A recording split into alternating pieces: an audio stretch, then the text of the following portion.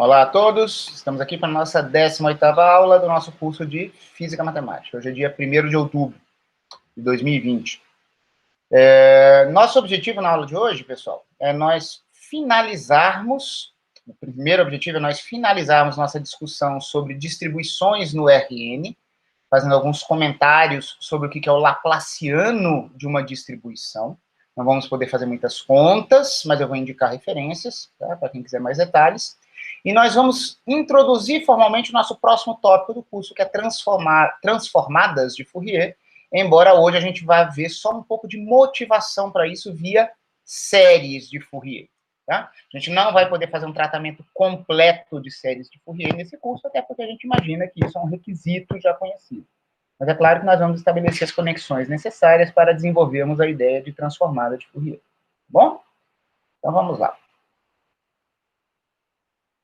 Então, continuando o tema de distribuições no RN, tá?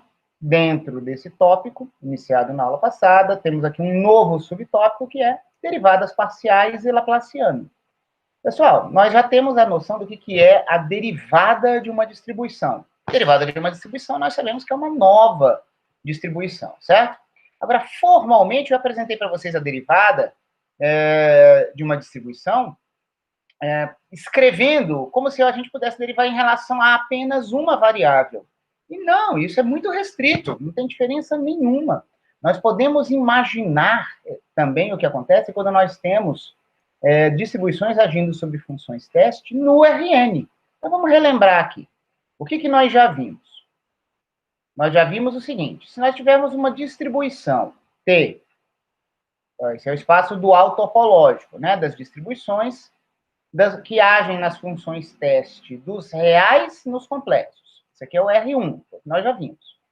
Nós vimos, pensando em funções localmente integráveis, em distribuições regulares, nós motivamos uma definição de derivada de uma distribuição, linha, como sendo uma nova distribuição que age numa função teste definida como sendo o oposto da ação da distribuição original sobre a derivada da função teste. Funções teste são sem infinito, a gente pode fazer não apenas uma, mas várias derivadas aqui. Tem uma alternância de sinal.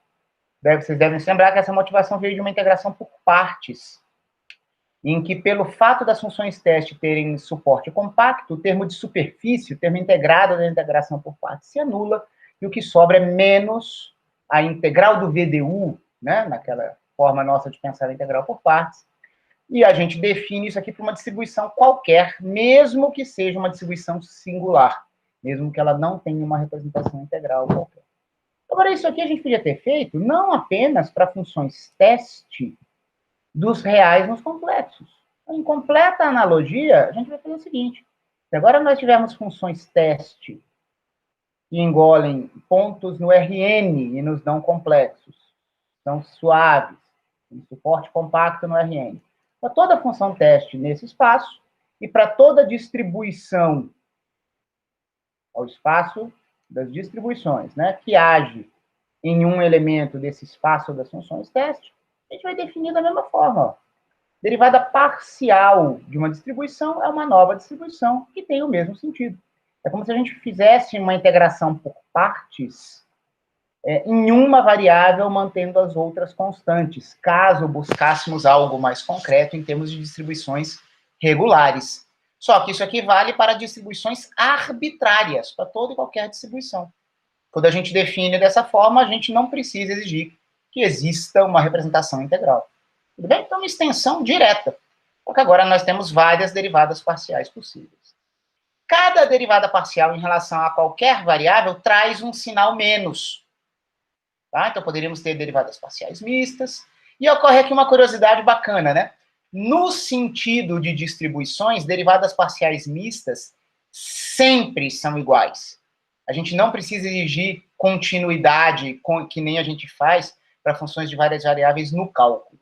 Lembre-se, distribuições são mais bem comportadas do que funções usuais, né? Toda e qualquer distribuição pode ser derivada tantas vezes quanto a gente queira. Isso é sensacional na teoria de distribuições. Tá bom? Então, a gente define uma derivada parcial dessa forma, tá? Eu comento aqui que derivadas de ordem superior vêm pela sucessiva aplicação dessa regra. Em particular, se nós tivéssemos a derivada parcial de ordem 2 em relação a uma das variáveis, certo?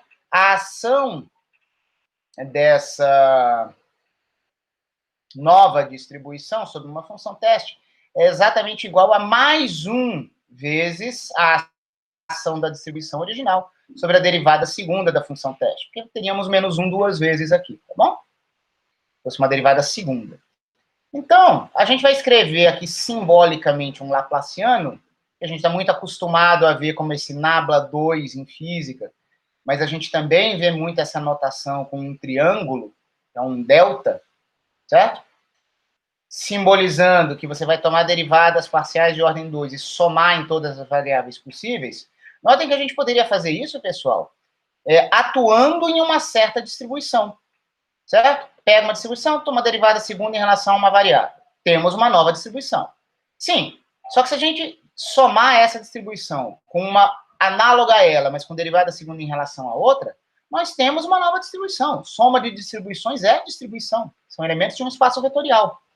Então, se a gente construir o laplaciano de uma distribuição,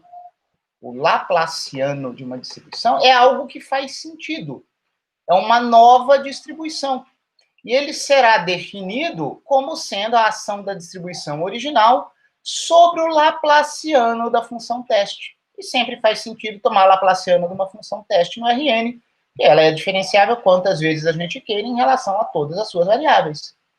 Tá bom? Espero que a gente, ao longo das últimas aulas, tenha entendido, que eu tenha conseguido ajudar vocês a entender que tem uma diferença isso aqui. Laplaciano de uma função parecida com as do cálculo que a gente vê. Eu digo parecida porque, além dela ser suave aqui, pessoal, tem aquela história do suporte compacto, mas isso não atrapalha, né? Esse laplaciano vocês já sabiam calcular. Esse laplaciano aqui é o laplaciano do cálculo. Esse laplaciano é um laplaciano no sentido de distribuições. Ok?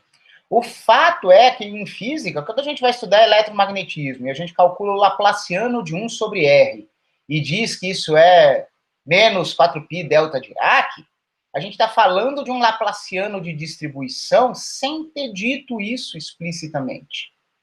Se tem uma delta Dirac lá, e essas considerações aparecem também na equação de Poisson do eletromagnetismo, nós estamos falando de distribuições, de laplacianos no sentido de distribuição, e não no sentido de funções usuais. É que a gente faz aparecer a delta Dirac lá e trata, né, como se fosse uma função, mas não é. Tá?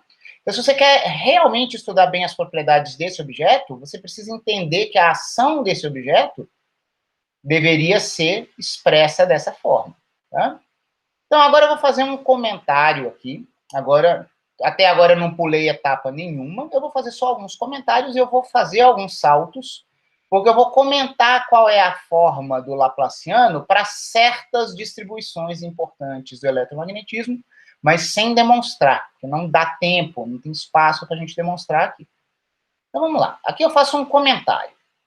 Olha só, imagine a equação de Laplace, quando nós buscamos uma função que anula o laplaciano em algum domínio do Rn. A gente sabe que a equação de Laplace é uma equação que estabelece equilíbrio, tá? Então, por exemplo, distribuições estacionárias de temperatura, quando você tem um corpo condutor térmico sujeito a certas condições de contorno, ou certas fontes de calor, uma distribuição estacionária de temperatura satisfaz Laplace, e o potencial eletrostático também, tá bom? Então, ó, aqui eu estou falando de uma função φ no sentido de função, e não distribuição, tá bom? Pessoal, se a gente construir o laplaciano em coordenadas radiais, em coordenadas esféricas, e imaginar que você busca soluções radiais, vocês têm como verificar, a partir daquelas expressões que a gente conhece bem, né, do laplaciano, parte radial de um laplaciano, vocês têm como ver que em duas dimensões, a função φ de r igual a log de r, coordenada radial, é uma solução da equação de Laplace quando a dimensão é 2. Você joga isso na equação laplaciano da coordenada radial em duas dimensões igual a zero, e você verifica que log de r é uma solução. Vocês vão verificar isso, se vocês quiserem, tá? Vão atrás de expressões de Laplaciano depois. Tá? Estou só comentando aqui. Agora, para n de 3 em diante, dimensão maior que 2, estritamente, as soluções não são do tipo log, são desse tipo aqui, 1 sobre r a n menos 2.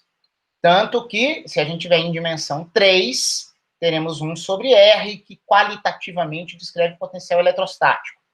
Certo? Então, tá aqui, r é a nossa coordenada radial, usual, euclidiana, né? Certo? Em distância euclidiana do ponto em questão em relação à origem. Então, se nós pegarmos soluções assim da equação de Laplace, vocês têm como verificar que essas funções, elas são localmente integráveis. Lembra desse conceito? Lembra que quando a gente viu que a gente tinha log de módulo de x, ela era localmente integrável? Pessoal, a coordenada radial é estritamente positiva. Então, ela é essencialmente a mesma coisa que o log daquele módulo de x que vocês estudaram antes. E 1 sobre r a n menos 2, nessas condições aqui, também é localmente integrável. 1 sobre x não era localmente integrável, né? Mas 1 sobre r na dimensão 3 em diante, ela não vai ser uma integral de 1 sobre x dx que vocês vão fazer aqui, não, tá? Para verificar que ela é localmente integrável. Deveria ser em dimensão 3 ou mais. Ela é localmente integrável também, tá bom? Então, são funções localmente integráveis, embora ambas estejam indefinidas na origem. Pessoal, a gente não sabe calcular Laplaciano ali na origem, certo? Porque as coordenadas esféricas são inadequadas para descrever a origem. Ótimo. Só que o meu lance é o seguinte. Temos funções localmente integráveis. Funções localmente integráveis podem fazer o papel de núcleos de integração nas dimensões pertinentes, certo? Não é integral em uma única variável. Mas podem fazer os papéis de núcleos de integração agindo sobre funções teste dentro de uma integral. Elas podem definir distribuições. Então, a pergunta que a gente faz aqui é: quais são os laplacianos dessas funções? Reparem, eu sei que o laplaciano delas fora da origem é zero, e elas não estão definidas na origem. Mas se elas são funções localmente integráveis, quais são os laplacianos das distribuições induzidas por essas funções? Aí aqui eu faço um pequeno corte, como eu disse, eu não vou poder mostrar isso. Cálculos bem longos e cheios de detalhes técnicos, porque nós deveríamos fazer integrais em 2 dimensões no caso do log, e no Rn em geral para n maior ou igual a 3 no caso da outra forma, certo? Considerar uma série de processos limite, efeitos de superfície. Então, com cálculos longos e técnicos, envolvendo 5 páginas do livro de Física Matemática do Nivaldo Lemos, e mais 5 páginas do livro do Walter Appel, certo? Levam às seguintes conclusões. O que nós deveríamos fazer? Vamos olhar primeiro aqui o caso em dimensão 2. Log de R é visto como uma distribuição, certo? Visto como uma distribuição, como um núcleo de integração. Aí eu quero construir uma nova distribuição, que é o Laplaciano dele. O que é isso? Ora, pessoal, a gente vai tratar isso aqui desse jeito aqui, ó. Vamos ver qual é a ação do log de R como um núcleo de integração sobre o Laplaciano de uma função teste numa integral em 2 dimensões. Aí você faz contas, e é possível mostrar, quem tiver interesse vai poder ver nessas referências, que você chega num efeito como se fosse 2π, uma delta de Dirac agindo sobre qualquer função teste. Se 2 distribuições são iguais em suas ações sobre quaisquer funções teste, a gente vai dizer que essa distribuição é igual a essa. Então, o Laplaciano do log de R é 2π vezes uma delta de Dirac. Então, é óbvio que a gente esperava algo esquisito no R igual a zero. Tem um infinito lá na origem, como distribuição, se a gente pensa como a delta de Dirac usual, e é 2π delta. O caso de dimensão 3 ou maior é bem bonito, mas bem complicado. A gente calcula que o laplaciano da distribuição 1 sobre Rn menos 2 é a mesma coisa. Isso aqui é 1 sobre R menos 2 agindo no laplaciano de H.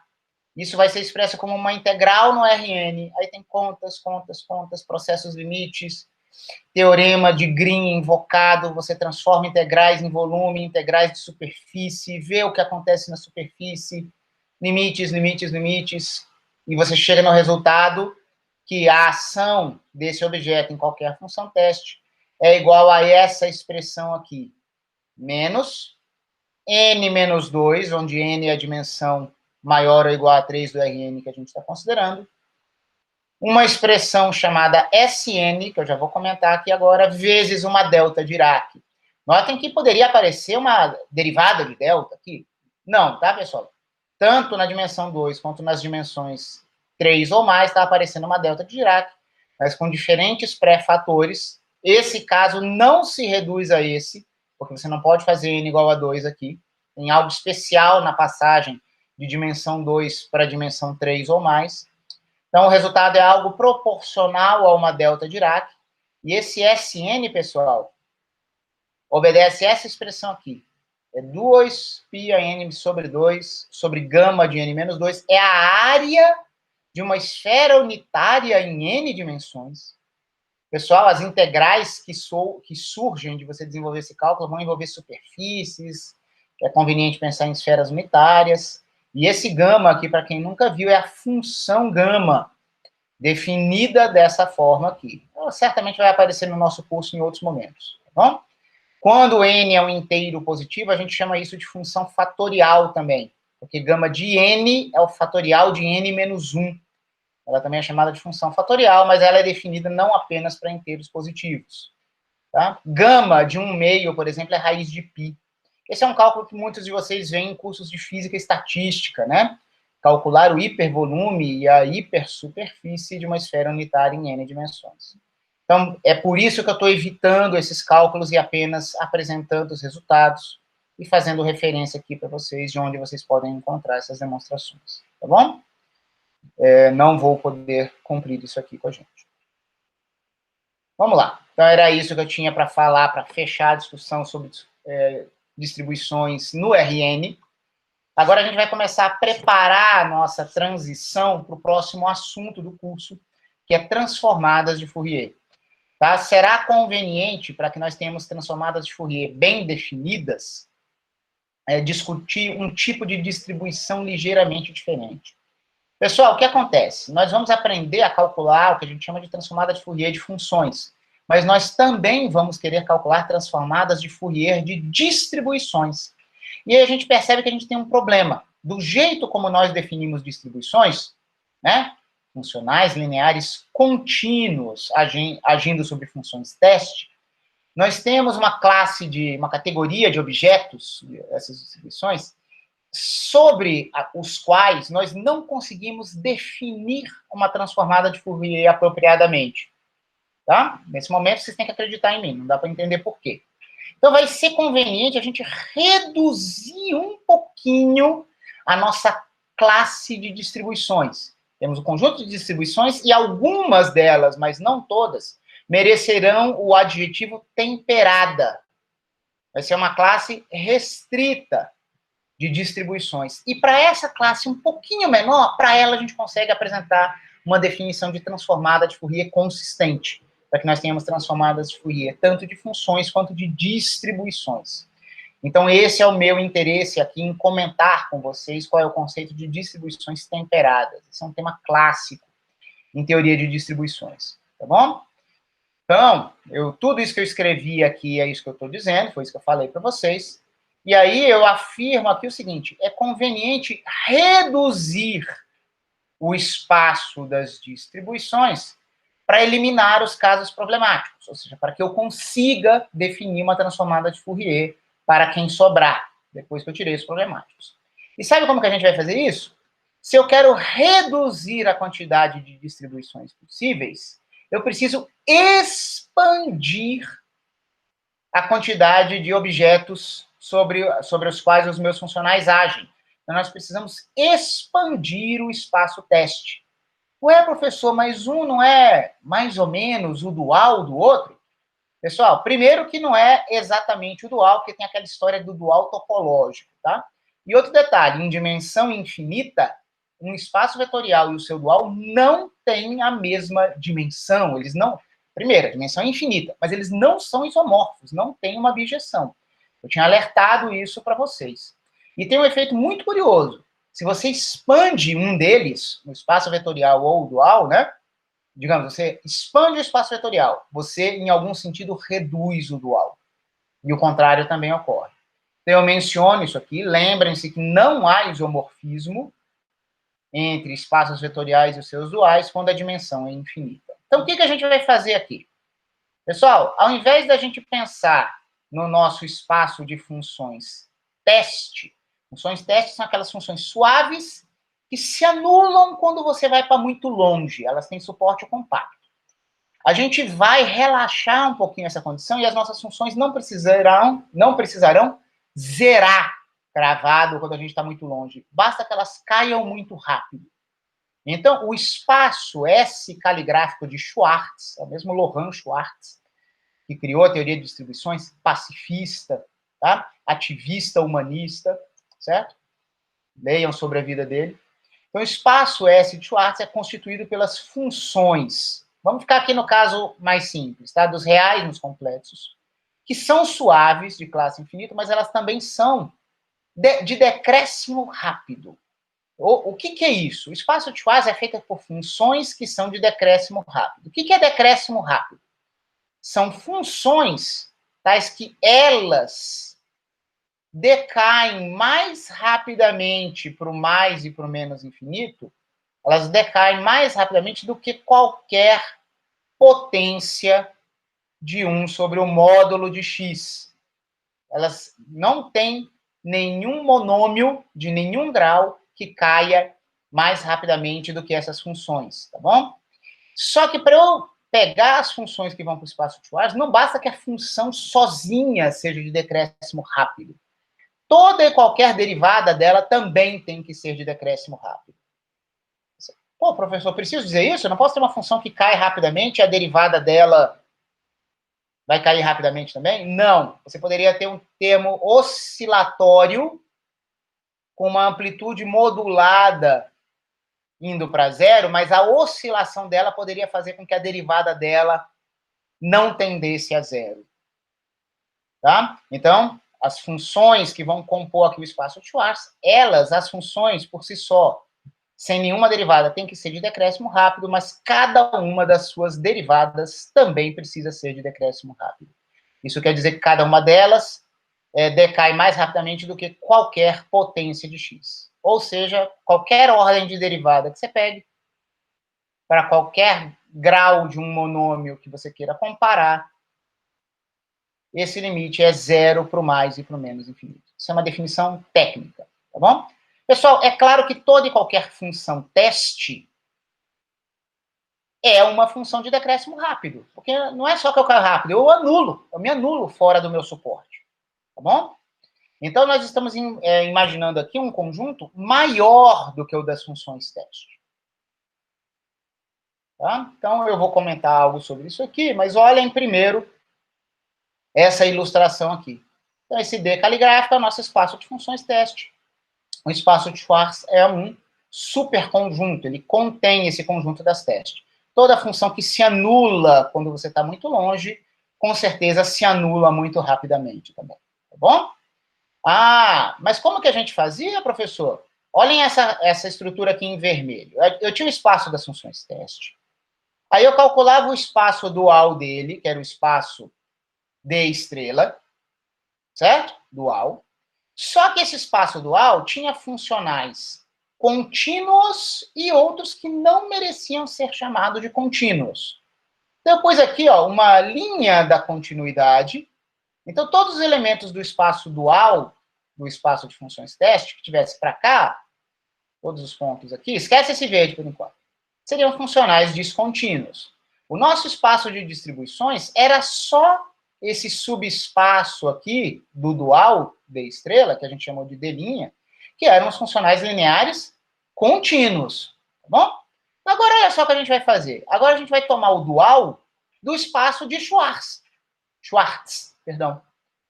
Vamos tomar o dual dele. O dual dele, pessoal, é contido no dual D estrela das funções teste. Porque eu disse para vocês que esse é um efeito típico de dimensão infinita, certo? Você expande o espaço vetorial, como foi aqui do vermelho para o verde, você reduz no dual. Então, está aqui o espaço dual do espaço de Schwartz, tá bom? Então, o que nós temos aqui? Aqui nós temos funcionais lineares. Só que alguns deles são contínuos e outros são descontínuos. Eu reduzi ali do dual D estrela para o dual S estrela. Mas eu ainda tenho, ó, que o S estrela é esse cara aqui em verde. Só que eu ainda tenho caras descontínuos aqui.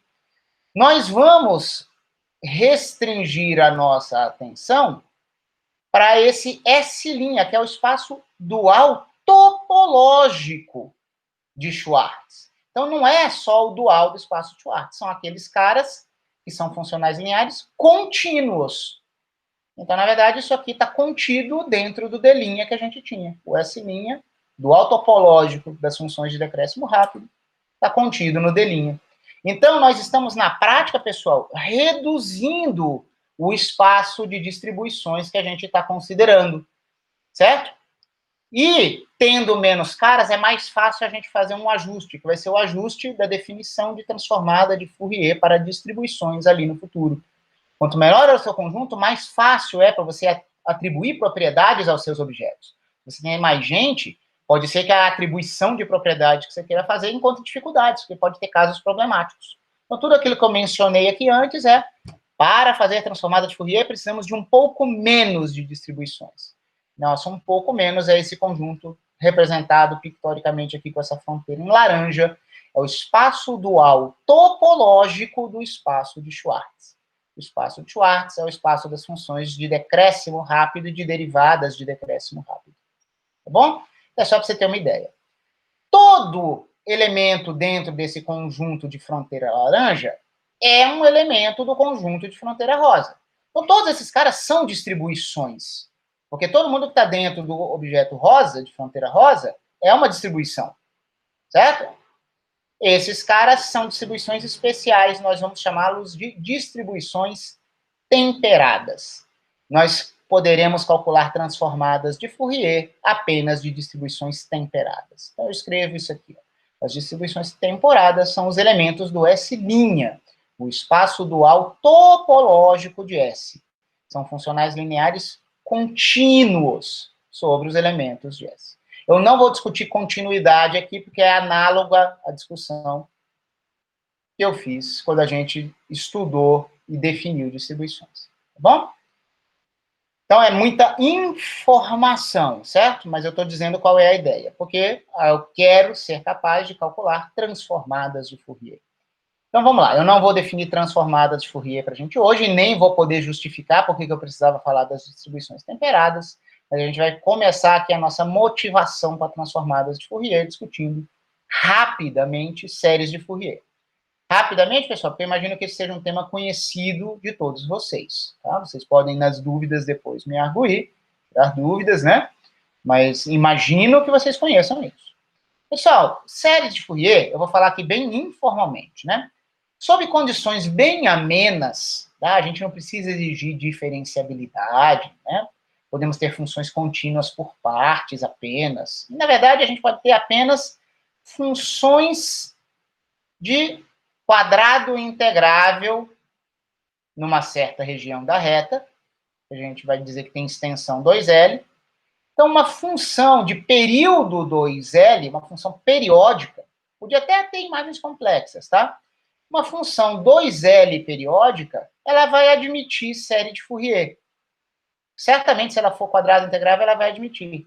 E onde série de Fourier, como vocês devem imaginar, é uma expressão, é uma expansão com algum tipo bom de convergência, depois a gente conversa mais sobre isso, desse tipo. Uma função f de x pode ser expressa como um termo constante, convenientemente escrito dessa forma aqui, A0/2, mas as somas de vários harmônicos de senos e cossenos de um certo período fundamental. Pessoal, as nossas funções serão de período 2L. Eu não sei se essa é a notação com que vocês estão acostumados, mas é a forma que eu mais conheço e que eu memorizo melhor as expressões, tá? Então, L, para mim, é um meio período, certo? E aí a gente define aqui, ó, nπ sobre L, então, cosseno de nπ sobre Lx, seno de nπ sobre Lx. Esse n vai estar contando vários harmônicos desses nossos senos e cossenos ajustados ao nosso período. Bom? E aí vocês aprendem isso, que a gente tem como obter esses coeficientes AN e BN através de expressões como essas aqui, que são análogos ao cálculo de cossenos diretores, né? Você tem um vetor, você quer saber qual é a projeção dele na direção x, na direção y, na direção z, tá? Séries de Fourier, pessoal, são expressões de vetores, funções, em bases num espaço de funções de dimensão infinita. Séries de Fourier são a expressão mais simples de estudo aqui, para a gente, em espaços de dimensão infinita, espaços de funções de dimensão infinita. Tá? Se a nossa função é quadrado integrável, isso é um espaço de Hilbert, o espaço das funções quadrado integráveis num certo período, numa certa extensão finita da reta. Tá? Espaços de Hilbert aparecem classicamente, não apenas em mecânica quântica. Então, esses coeficientes AN e BN, achar isso é a mesma coisa que achar coeficientes de um vetor, né, os coeficientes de certos elementos de uma base. Então, vocês devem conhecer bem essas expressões. Eu gosto de usar esse tipo de abreviação aqui, Kn, Np sobre L. Vocês devem conhecer isso. O que talvez vocês não conheçam, porque muita gente não discute isso, não entendo bem por quê. É importante e útil. Mas é a forma complexa das séries de Fourier. Ao invés de nós termos aqueles coeficientes AN e BN, cosseno e seno, nós poderíamos ter apenas exponenciais complexas, do tipo e aí knx, mas você considera n's positivos, nulo ou negativos. E você passa a ter coeficientes complexos, tá certo? E a gente tem como obter esses coeficientes aqui para uma dada função de uma forma bem parecida com o que a gente tinha antes, só que é possível mostrar que nós temos que fazer esta construção aqui, ó. Nós temos um coeficiente aqui um pouquinho diferente dos coeficientes AN e BN, mas isso aqui também é um tipo de projeção do seu vetor para você achar aqui qual é a componente que multiplica cada um dos vetores de uma base de funções. Por que eu gosto dessa construção? Ela é muito útil quando as suas funções não têm paridade definida, tá? Vocês devem se lembrar do que vocês sabem de teoria de séries de Fourier. Na verdade, quando você tem funções pares, todos os BNs anular-se-ão. Quando vocês tiverem funções ímpares, é o contrário.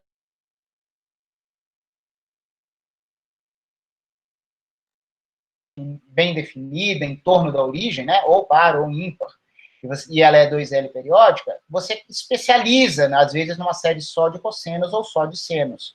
Agora, quando ambos os termos estão presentes, muitas vezes a mistura de seno e cosseno, ela tornar-se-á necessária, se você não tem paridade definida, e às vezes a forma complexa é mais elegante e mais compacta para descrever esses casos, tá bom? Eu posso discutir numa próxima aula por que essa expressão aqui vale, tá? Antes de eu fazer o comentário final, que vai ter a ver com transformada de Fourier, vou só mostrar aqui de onde vem aquela transformação. Você pega os cossenos e os senos e pode expandir cada um deles pelas expressões bem conhecidas, relacionadas à fórmula de Euler. Cosseno de um ângulo é exponencial de i ângulo, exponencial de menos i ângulo, somado sobre 2, o seno tem diferença e tem 2i. Se vocês definirem os coeficientes Cn como sendo AN menos IBN sobre 2, e o C0 como sendo A0 sobre 2, verifiquem tudo isso, tá, pessoal? Aqui como um comentário lateral, eu não vou fazer essas continhas miúdas aqui com vocês vão ver que vocês chegam nessa expressão aqui, a forma complexa da série de Fourier. Só que eu fiz questão de colocar este camarada aqui, que é uma fórmula para os coeficientes, análoga às fórmulas do AN e do BN. Por quê? Porque essa expressão aqui, a gente vai poder considerar um processo limite em que a gente tem uma função não periódica. Pessoal, transformada de Fourier será boa, principalmente para funções que não têm um período característico, para funções, claro que não completamente arbitrárias, vão ter certas condições, mas elas não precisarão ser periódicas. A gente vai considerar um processo em que L poderá tender a mais infinito. Para que isso faça sentido, olha só o que a gente vai ter que fazer.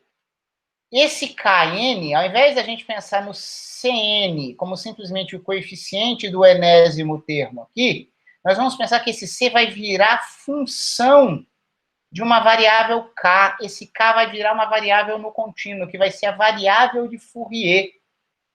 Certo? Então, num limite de contínuo em que Kn vai tender a K, notem que cada um dos Kn's, pessoal, eu tinha definido como Nπ sobre L, não é?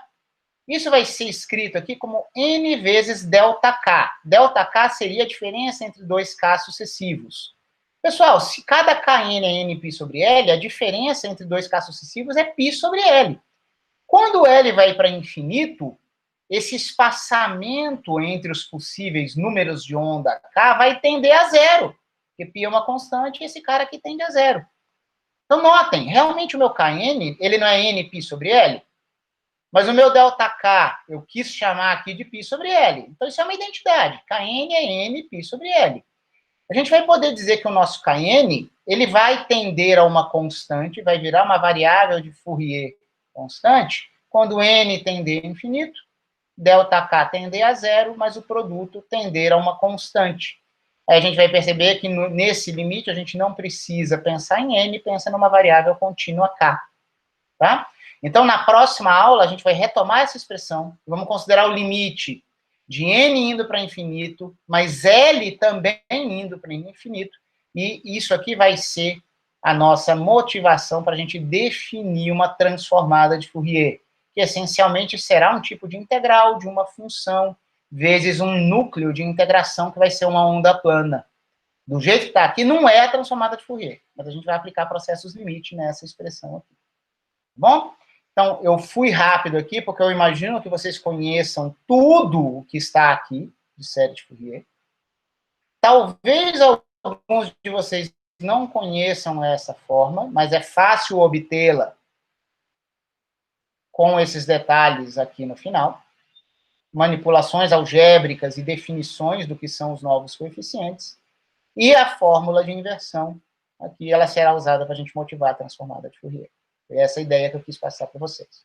Desculpem-me se foi um pouco rápido, como eu disse, a ideia era apresentar coisas que vocês já conheciam. Quem não conhece isso aqui, em particular, talvez você não precise se preocupar muito com isso, mas isso aqui está ao alcance de vocês. É só vocês pegarem a expansão de Fourier e trocarem os cossenos e os senos pelas suas fórmulas que superpõem ondas planas, tá bom? Tentem verificar essa expressão aqui. Era isso que eu tinha para falar por hoje. Peço apenas que vocês aguardem o fim da gravação.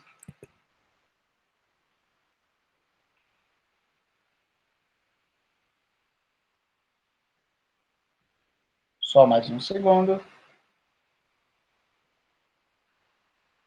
Não está aparecendo o meu menu. Agora sim. Oh, caramba. Só um segundo.